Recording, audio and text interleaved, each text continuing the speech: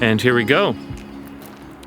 I've arrived in Jerusalem, and I'm here for a couple of purposes. First, I'm here to explore museums and churches and everywhere else I can find to look for historic objects through which I can tell the story of the Christian faith.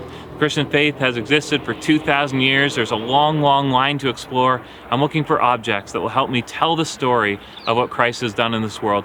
I'm also interested in exploring this idea of holy places or holy cities. As I researched this trip, I kept encountering this notion that Jerusalem is the most holy place, the most holy city in Christendom, and that there's certain locations here that are especially holy. And I'm very interested in exploring, what does that mean? What does that look like?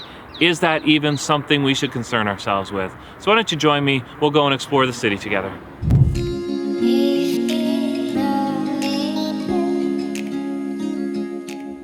So we're heading down to the old town, the old city, which there's lots of protests planned for today, so we're hoping to stay safe, stay away from the worst of it.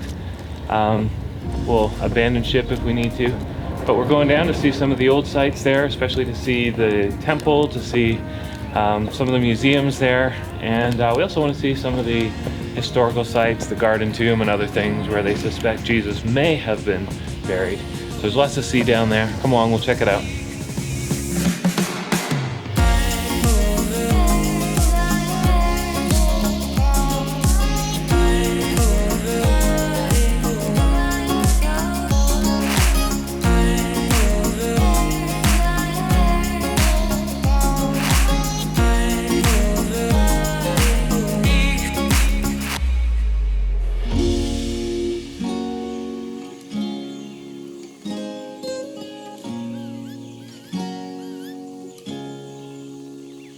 This is the Garden Tomb, right? Where they say possibly Jesus was laid. There's no historical evidence, but it is a tomb that was discovered in roughly the area where Jesus was crucified. So this is opened now as the tomb. We don't know if that's the case. It's been interesting to watch people from all around the world coming here and seeing it, and some of them having little worshipful experiences outside and just enjoying the possibility that maybe this is where Jesus was laid.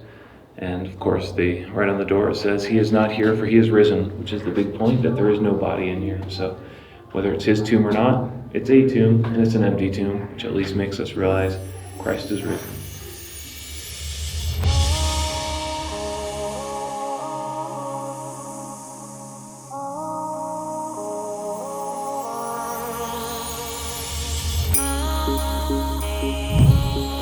Going to McDonald's.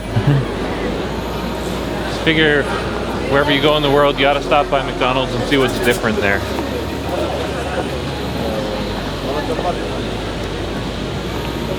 We're going to a kosher McDonald's.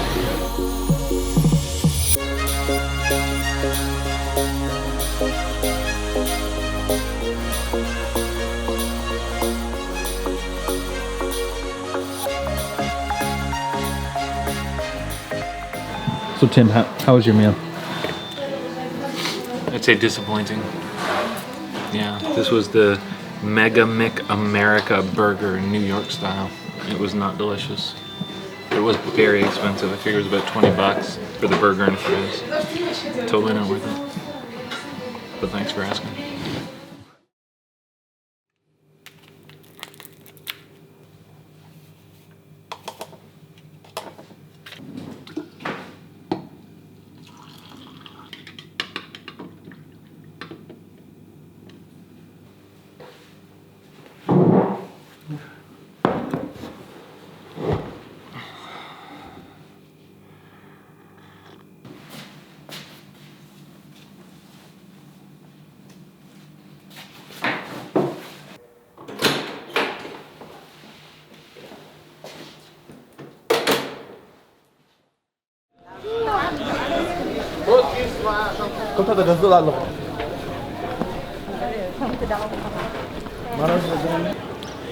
We're here at the Western Wall, which is, of course, I guess the most sacred site in Judaism, and it's the remnants of the temple that was built thousands of years ago. This is all that remains of it, and it's, of course, a place that people come today to pray.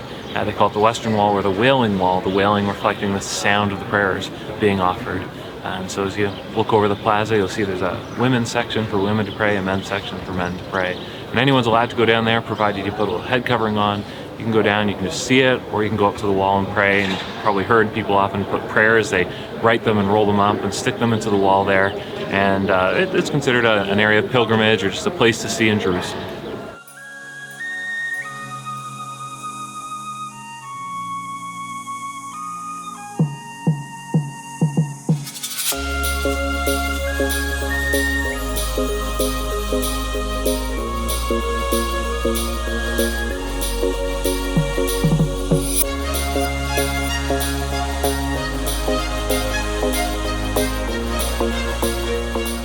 Got some gifts for my kids. I got coffee for my son because he's kind of addicted already. Nick, I love you. And just some little jewelry trinkets for my girls.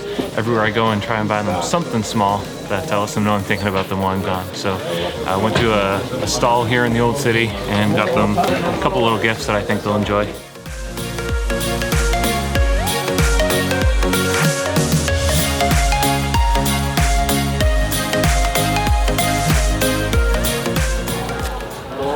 We're going into the Church of the Holy Sepulchre, which is reputedly the place where Jesus was crucified, and the place where he was buried, and the place he was resurrected. So we'll go inside and see what we can find.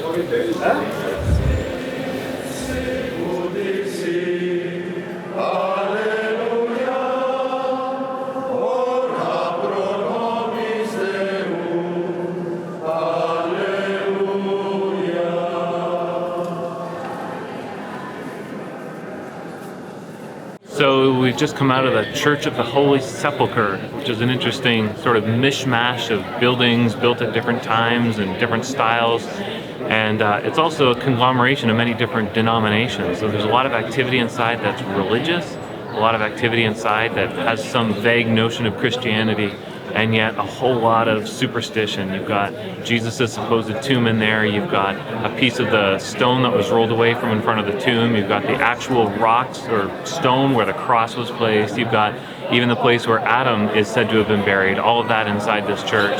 And of course, from our perspective, we look at it and know that a lot of it is just silliness. It's not true. It's a whole bunch of relics that have been brought here, a lot of stuff that has been fabricated here, and I guess all done in the name of the Lord. Yet what you see is people worshiping and venerating all sorts of different expressions of Christianity or Christendom, and yet very little that would remind you of truly the cross of Jesus Christ and the atoning work he did there, our full and final salvation before God.